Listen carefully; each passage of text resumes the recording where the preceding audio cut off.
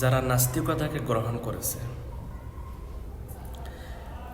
যারা আল্লাহর আইনকে এবং কোরআনকে নিয়ে যারা ঠাট্টা করেছে,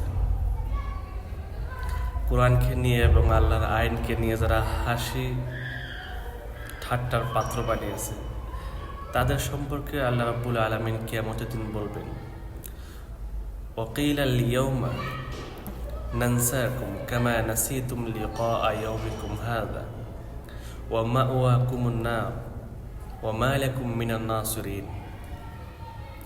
আল্লাহ পাক বলবেন যে আমি তোমাদেরকে আজকে ভুলে গেলাম, যেমন করে তোমরা এই দিনে আমার সাক্ষাতের কথা ভুলে গিয়েছিলে।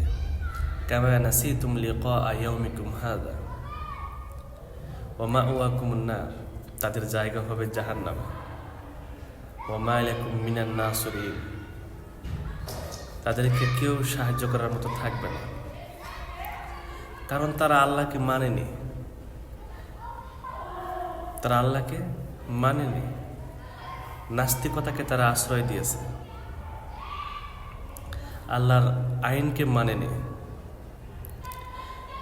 এই জন্য আল্লাহ কিয়ামতের দিন তাদেরকে এই শাস্তি প্রদান করবেন।